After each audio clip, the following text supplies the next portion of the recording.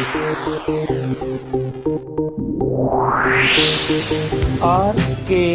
स्वागत है दोस्तों आपका एक बार फिर से हमारे YouTube चैनल RKB कैंफी वीडियोस में।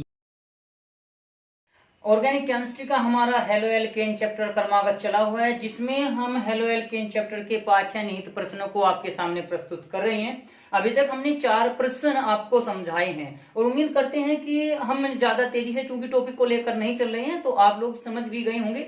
आज भी हम उसी कड़ी में पाठ्य निहित प्रश्नों को आगे लेकर चलते हैं, जिनमें हम क्वेश्चन नंबर 5वां आपके सामने लेकर आए हैं। तो आइए देख लेते हैं 5वें क्वेश्चन में क्या दिया है।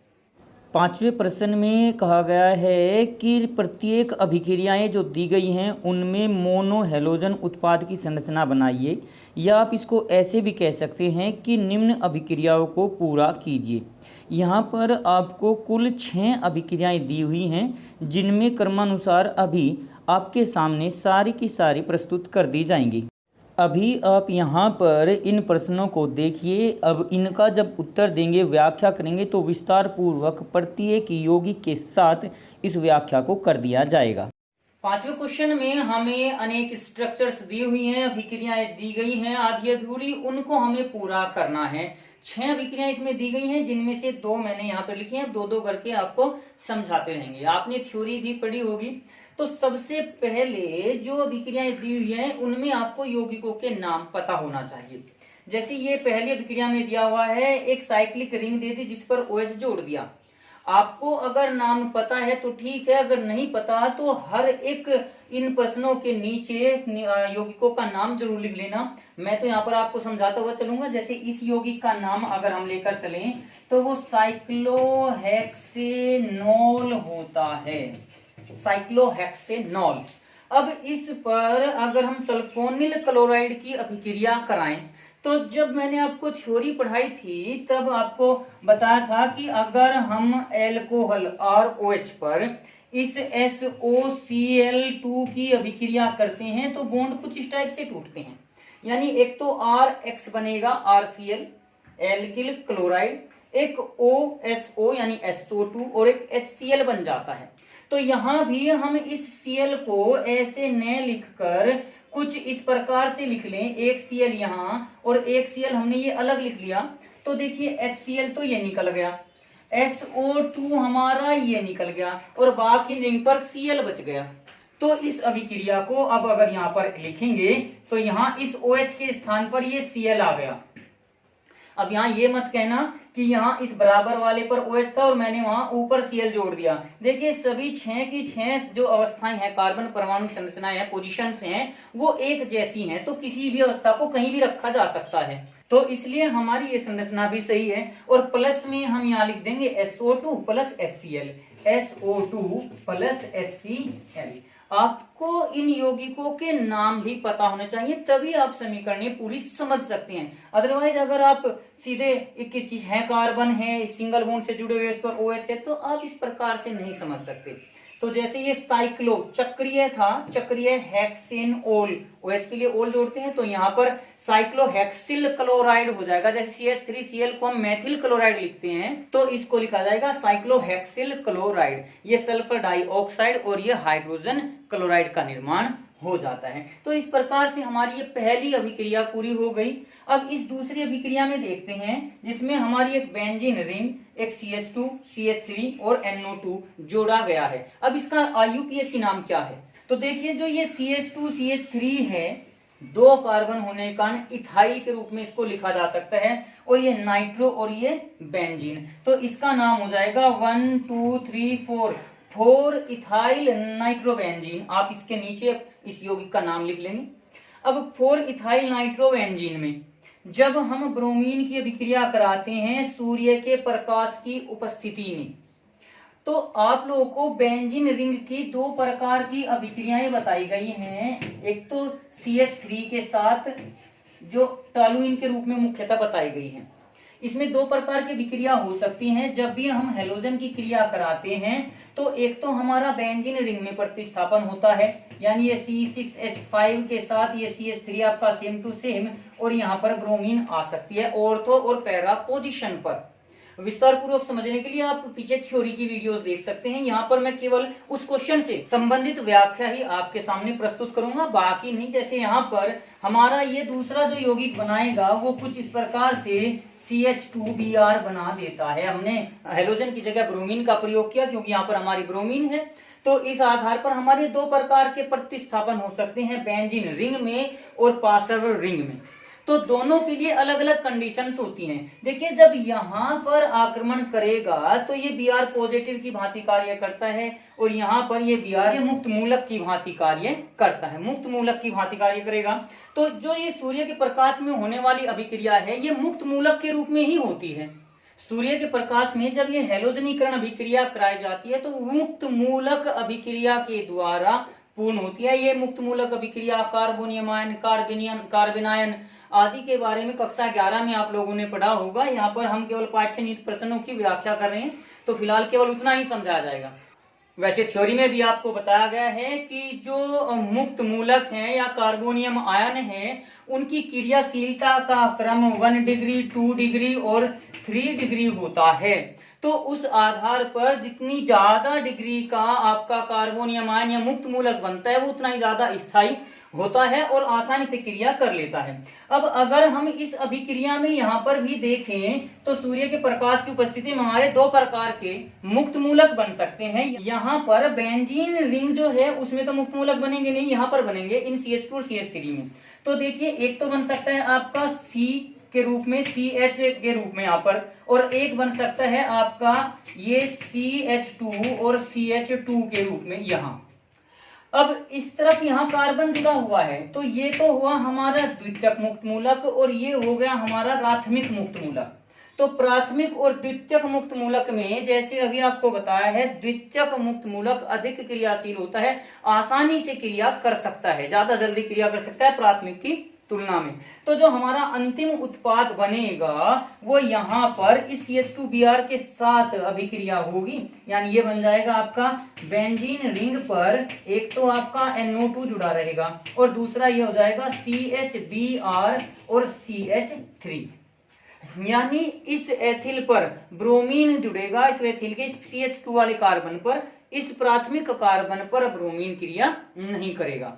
और इसका IUPAC नाम उसी आधार पर जैसे आपको ये बताया था 4 इथाइल नाइट्रोबेंजीन, इसका नाम बताया था 4 इथाइल नाइट्रोबेंजीन, तो इसका नाम हो जाएगा 4 1 ब्रोमो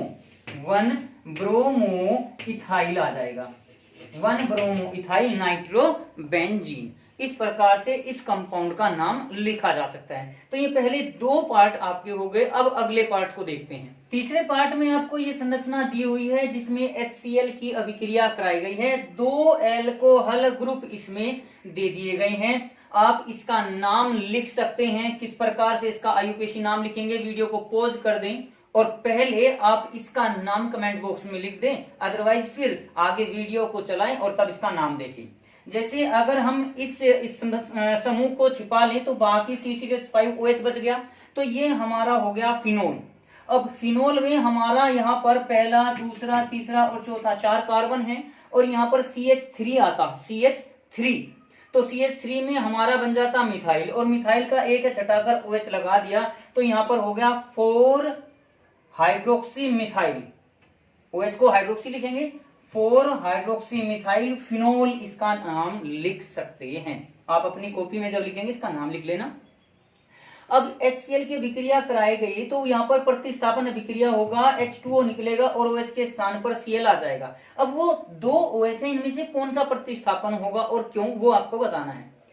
देखिए, हमने वहां पर जब थ्योरी आपको पढ़ाई थी तो 2 प्रकार का, एक तो ROH की अभिक्रिया और एक एरिल OH की अभिक्रिया को HCl के या HX के साथ आपको बताया है कि ये अभिक्रिया तो संभव हो जाती है और ये अभिक्रिया संभव नहीं होती है। ऐसा क्यों? क्योंकि बेंजीन रिंग के साथ जो ये O जुड़ा होता है इसमें बेंजीन के साथ जुड़ने का द्विबंधात्मक लक्षण होता है और द्विबंध की जो प्रवृत्ति होती है, जो ताकत होती है, मजबूती होती है, वो सिंगल बॉन्ड की तुलना में कम होती है। तो ये सिंगल बॉन्ड तो टूट जाता है, ये नहीं टूट पाता। तो यहाँ बेंजीन रिंग के साथ आपका ये OH जो फिनोलिक OH है वो अभिक्रिया नहीं करेगा, जबकि ये जो ओपन चैन का OH ग्रुप है ये इस HCl के साथ क्रिया करके H2O का निर्माण कर देगा और कंपाउंड बना देगा C6H5। ये OH सेम टू सेम रहेगा और यहाँ पर हो जाएगा CH2Cl और प्लस H2O। इस प्रकार से आप इस अभिक्रिया को पूर्ण कर सकते हैं, देख सकते हैं, समझ सकते हैं। बाकी अब हम अगले क्वेश्चन को लेकर चलते हैं, जिसमें एक स्ट्रक्चर दी हुई है जिसमें आपका डबल बॉन्ड के साथ CH3 जुड़ा हुआ है। देखिए साइक्लोहेक्सेन बनता, लेकिन डबल बॉन्ड आ गया तो साइक्लोहेक्सीन हो गया। अब इसको पहले कार्बन मानते हुए तो 1 मिथाइल साइक्लोहेक्सीन लिख सकते हैं। इसका नाम हो जाएगा 1 मिथाइल साइक्लोहेक्सीन। अब जब इस पर HI का योग करते हैं तो आप लोगों को थ्योरी में मार्कोनी काफ का नियम बताया गया है। यहाँ अगर देखें तो इस कार्बन की एक संयोजकता 2, 3 और 4, यहाँ पर कोई हाइड्रोजन नहीं है, जबकि इस पर एक हाइड्रोजन जुड़ा हुआ है। मार्कोनी काफ नियम के अनुसार ये बताया था कि जुड़ने वाले पदार्थ का नेगेटिव भाग उस कार्बन पर जाएगा, डबल बॉन्ड वाले 2 कार्बन होंगे उनमें से उस कार्बन पर जाएगा जिसमें हाइड्रोजन की संख्या कम होगी। जैसे यहाँ इस कार्बन पर कोई हाइड्रोजन नहीं है तो ये I नेगेटिव इस पर अटैक करेगा और H अटैक करता है इस पर, और डबल बॉन्ड समाप्त होकर सिंगल बॉन्ड में परिवर्तित हो जाएगा। यानी जो आपका फाइनल कंपाउंड बनेगा वो CH3 और I के रूप में बन जाएगा, जिसको 1 आयोडो 1 मिथाइल, आयोडीन और मिथाइल दोनों एक ही कार्बन पर होने के कारण 1 आयोडो 1 मिथाइल साइक्लोहेक्सेन हो जाएगा।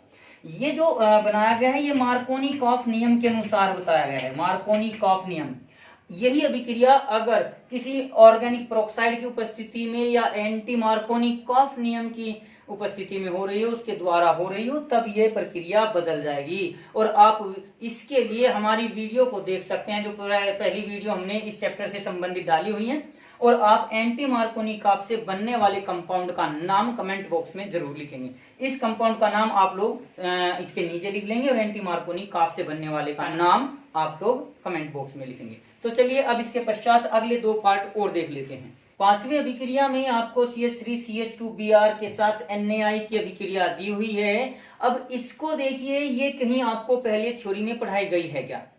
आपके याद हो तो हमने आपको फिंकलस्टीन रिएक्शन बताई थी, फिंकलस्टीन रिएक्शन, जिसमें हेलोजन एक्सचेंज मेथड बताया गया था, हेलोजन विनिमय, यानी एक हेलोजन के द्वारा दूसरे हेलोजन को प्रतिस्थापित किया जा सकता है। और यहाँ पर ये NaBr अलग निकलकर CH3CH2I का निर्माण कर देता है। आप ये अभिक्रिया अपने आप पूरी कर लेंगे, CH3CH2I प्लस NaBr।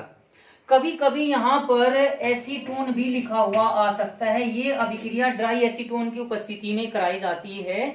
आप इसके लिए फिंकलस्टीन अभिक्रिया की विस्तृत व्याख्या जो है वो आप पीछे देख सकते हैं, पिछली वीडियो में आप इनको समझ सकते हैं। तो एक हेलोजन के साथ दूसरे हेलोजन को प्रतिस्थापित करना, जबकि फ्लोरीन के लिए इस अभिक्रिया को स्वार्ट्ज अभिक्रिया कहा जाता है और केवल यहाँ पर ये ब्रोमीन, क्लोरीन और आयोडीन के लिए ही प्रयुक्त की जाती है। इसमें ये क्रियाशीलता का घटता हुआ क्रम है और यहाँ पर जो सोडियम के साथ लिया जाता है वो कम क्रियाशील हेलोजन लिया जाएगा, जबकि यहाँ पर अधिक क्रियाशील हेलोजन होगा। यहाँ क्लोरीन भी हो सकता है और जब यहाँ क्लोरीन होगा तो यहाँ ब्रोमीन हो सकता है, लेकिन इसका उल्टा नहीं होगा कि यहाँ पर आयोडीन हो जाएगा, यहाँ पर ब्रोमीन, तब ये अभिक्रिया नहीं होगी। तो ये फिंकलस्टीन अभिक्रिया का आसान सा एक उदाहरण था जो आप पीछे से भी समझ सकते हैं। मैं कहूंगा कि आप पहले एनसीईआरटी बुक के इन पाठ्यनीति प्रश्नों को स्वयं भी करके देखते रहें। हम धीरे धीरे एक एक करके प्रश्न तो आपके सामने प्रस्तुत कर ही रहे हैं। चलिए अब एक लास्ट क्वेश्चन और है इसका पार्ट 6, जिसमें हमारा साइक्लोहेक्सीन दिया हुआ है। एक डबल बॉन्ड आया है तो ईन जुड़ जाएगा और उस पर ब्रोमीन की अभिक्रिया कराई गई है इन प्रेजेंस ऑफ सनलाइट। देखिए सूर्य के प्रकाश की उपस्थिति में ये ब्रोमीन परमाणु ज्यादा क्रियाशील हो जाते हैं। अब अगर यह अभिक्रिया रूम टेम्परेचर पर कराई जाती, कमरे के तापमान पर कराई जाती, तो सीधे ये द्विबंध इसके साथ योगात्मक अभिक्रिया करा देता और ये बेंजीन रिंग, यहाँ पर बेंजीन रिंग के बजाय ये साइक्लोहेक्सीन जो है सॉरी, ये आपका इस योगात्मक यौगिक में परिवर्तित हो जाता। लेकिन चूंकि सूर्य के प्रकाश की उपस्थिति में यह अभिक्रिया कराई जा रही है, तो अब अत्यधिक ऊर्जा विशेष परिस्थिति के कारण यहाँ पर यह ब्रोमीन योगात्मक अभिक्रिया न करके प्रतिस्थापन अभिक्रिया देता है। और वह प्रतिस्थापन अभिक्रिया भी कहाँ होगी? अब देखिए ये द्विबंध है और द्विबंध के स्थान पर यहाँ एक कार्बन इधर भी होगा, यहाँ भी। तो अब या तो ये द्विबंधात्मक कार्बन या फिर ये सिंगल बॉन्डेड कार्बन, यानी ये तो आपका sp2 कार्बन और ये sp3 कार्बन। अब इनमें से कौन सा कार्बन ज्यादा जल्दी प्रतिस्थापन अभिक्रिया देगा, इसके लिए भी हमने आपको एक वीडियो प्रस्तुत की हुई है, वहां पर आप इसके बारे में जानकारी ले सकते हैं। तो वैसे मैं आपको बता दूं कि प्रतिस्थापन अभिक्रिया के लिए हमारा जो सिंगल बॉन्डेड होता है वह कार्बन यानी sp3 कार्बन sp2 की तुलना में आसानी से प्रतिस्थापन अभिक्रिया देता है। अब जब डबल बॉन्ड, जैसे ये आपका था CH2 single bond CH single bond CH3, ये होता है एलाइल। अब यहाँ पर अगर CH2 बना दें तो ये एलाइलिक ग्रुप बोला जाता है। यौगिकों के नामकरण की जो वीडियो आपको भेजी गई है, जो प्रस्तुत की गई है, हमने अपलोड की हुई है, उसमें इस समूह का नाम एलाइलिक समूह दिया हुआ है। जबकि जो CH2 डबल बॉन्ड CH होता है ये होता है विनाइल ग्रुप। तो इसमें एलाइलिक कार्बन जो होता है ये ज्यादा क्रियाशील होता है इस विनाइलिक कार्बन की तुलना में। तो यहाँ देखना, इस कार्बन की तुलना में अगला डबल बॉन्डेड कार्बन की तुलना में हमारा sp3 जो कार्बन है वो आसानी से प्रतिस्थापन अभिक्रिया देगा।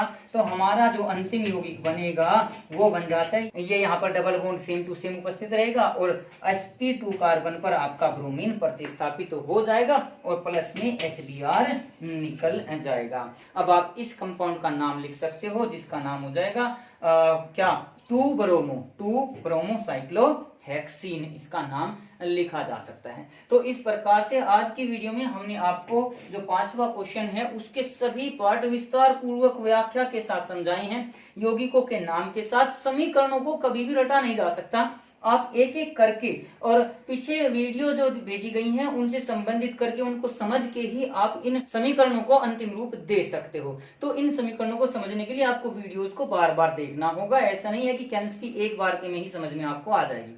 तो अगर फिर भी अभी कोई समस्या रह गई हो तो हमने वैसे तो आपको समझाने का पूरा प्रयास किया है, पूरा प्रयत्न किया है, लेकिन फिर भी अगर कहीं कोई समस्या है तो आप हमें कमेंट बॉक्स में इसके बारे में जानकारी दे सकते हैं। बाकी बचे हुए प्रश्न हम आपको अगली वीडियो में प्रस्तुत करते रहेंगे। आज की वीडियो में बस इतना ही। अगली वीडियो प्राप्त करने के लिए हमारे चैनल को सब्सक्राइब करें, वीडियो को लाइक करें और अगर वीडियो अच्छी लगे तो कमेंट्स करें और दोस्तों को भी शेयर करें।